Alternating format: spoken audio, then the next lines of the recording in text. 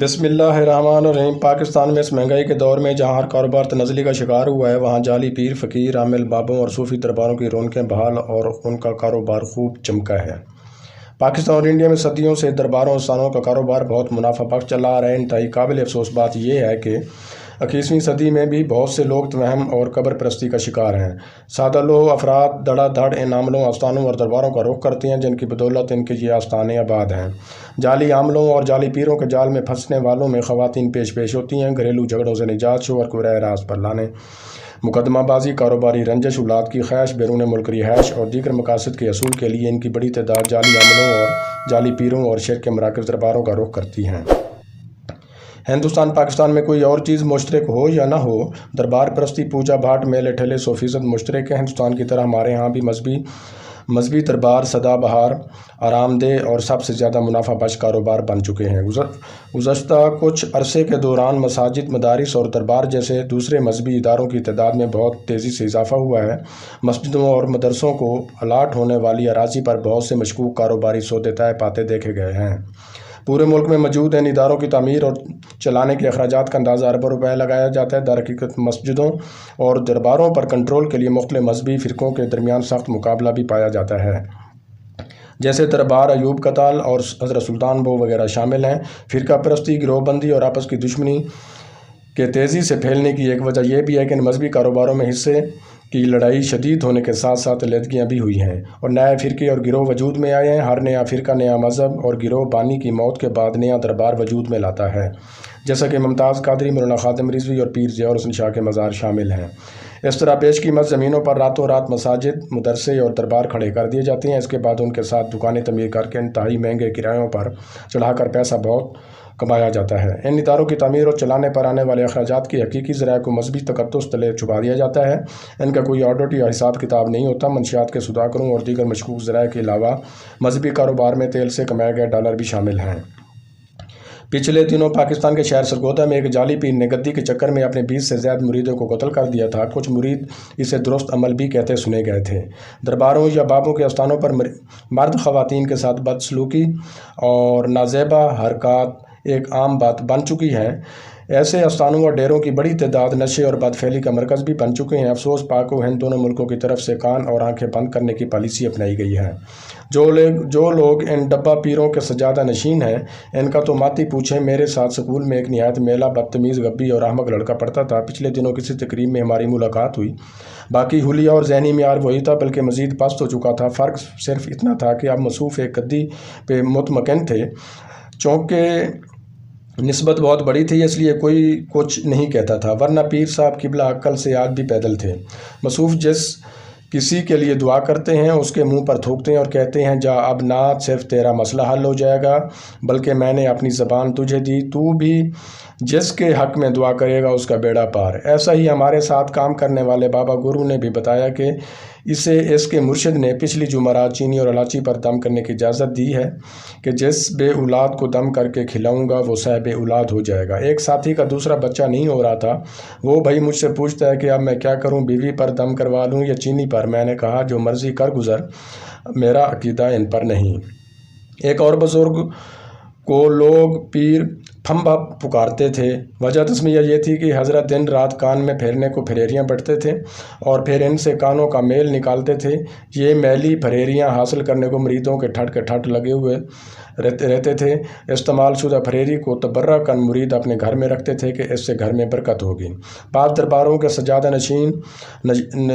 نشین ایسے بھی ہیں کہ اپنے مریدوں کو جلال میں آ کر بری طرح دھمکاتے ہیں، بعض تو ڈنڈے ونڈے بھی مارتے ہیں، کچھ پیر جھاڑو سے ٹھکائی بھی لگاتے ہیں۔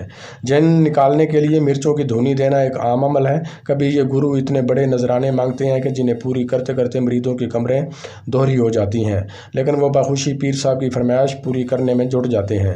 گھر میں کھانے کو کچھ ہو نہ ہو مگر مزار کی شیرینی اور پیر صاحب کے نذرانے کے لیے پیسہ کہیں نہ کہیں سے ضرور حاصل کیا جاتا ہے۔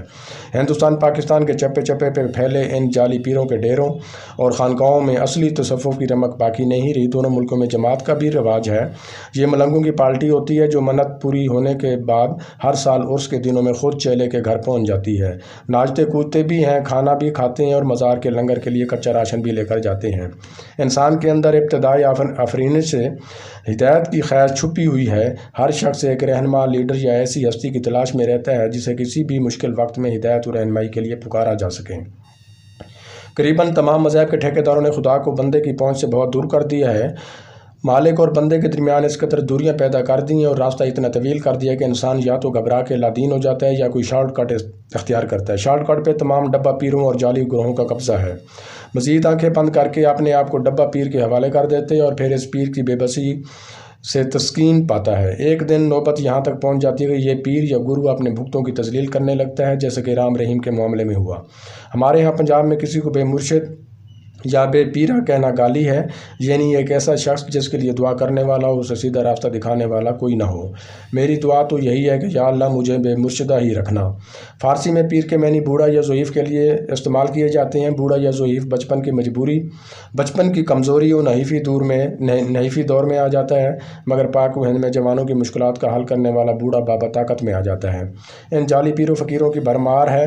کوئی کتوں والے پیر کی پوجا کر رہا ہے تو کوئی گھوڑے شاہ کی، کوئی کووں والی سرکار کی تو کوئی نانگا پیر کی، جسے اپنے پتن ڈھانپنے کا ہوش بھی نہیں۔ افسوس وہ لوگوں کی مشکلات حل کر رہا ہے۔ سائیں مرغا سائیں سرکار یا کووں والی سرکار، گدھوں والے پیر ہوں یا موروں والے سرکار، بابا سب جہالت کا مرکز بن کر اللہ تعالیٰ سے دوری کا سبب بنے ہوئے ہیں۔ جہالت اب اتنی پھیل گئی ہے کہ لوگ گائے کا پیشاب ہو یا اونٹ کا یا گھوڑے کی پوجا ہو یا گدھے کی سب برکت سمجھ کر اس سے شفا حاصل کر رہے ہیں۔ آج کل پاک و ہند میں پیر کا لفظ بامعنی روحانی پیشوا کے لیے استعمال ہوتا ہے، چونکہ الفاظ کبھی بھی مکمل ابلاغ نہیں کر پاتے، اس لیے نہ تو روحانی پیشوا کا لفظ کبھی مکمل طور پر سمجھ میں آیا ہے، نہ ہی پیر کی لفظ کی گتھی ہی سلجھ سکی ہے۔ برصغیر میں جہاں عظیم و شان دربار گزرے ہیں، وہیں بادشاہ کے عہد میں اس کے تخت و تاج کو للکارتا اور اس کی سلطنت کو ٹھوکروں پہ رکھتا صوفی بھی گزرا ہے۔ پھر بادشاہ تو رخصت ہوئے اور تاج کے پتوں کی طرح بکھرا اور تاریخ کی کتابوں تک ہی رہ گیا، مگر صوفیوں کے سلسلے اور خانقاہیں اسی طرح مرجع خلائق ہیں۔ وہی لوگ جو اپنے سامنے کسی کا چراغ نہیں جلنے دیتے، وہ مزارات اور خانقاہوں پر برہنہ پا چلتے نظر آتے ہیں۔ اس عقیدت نے جہاں بہت سے گھر بے در معاشرے کے دھتکارے لوگوں کے لیے مستقل رہائش اور خوراک کا بندوبست کر رکھے، وہیں بہت سے نفس کے غلاموں اور بھیڑ کی کھال میں بھیڑیوں کو بھی پناہ دے رکھی ہے۔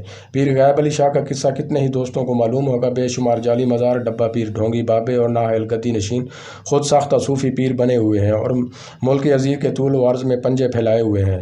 لمبے بال، چرس کے سوٹے، بھنگ کے گھوٹے، الجھی باتیں، موٹے نگینے والی انگوٹھیاں اور طوطے کی سی آنکھیں بنا کر خود کو صوفی ثابت کرتے یہ لوگ صرف دولت اور اثر و رسوخ کے لیے یہ وضع اختیار کیے رکھتے ہیں۔ جعلی پیر اور عامل معصوم لوگوں کی جان لے رہے ہیں اور دولت جمع کر رہے ہیں، ان کا مقصد دولت جمع کرنا ان کا مقصد بن چکا ہے۔ جعلی پیروں اور عاملوں کی بڑھتی ہوئی تعداد یقیناً ملک و قوم کے لیے نقصان کا باعث ہے، کیونکہ ملک میں سادہ لوگ عوام اپنے مسائل کے حل کے لیے ان جہلوں کے حکم پر چلتے ہیں، جس کی وجہ سے اب تک نہ جانے کتنے لوگ جان مال عزت سے ہاتھ دھو بیٹھے ہیں۔ یہ لوگ دین اسلام کی تعلیمات کے باغی ہیں اور خود بھی دین سے ناواقف ہیں۔ یہ لوگوں کو کیا راہ دکھائیں گے؟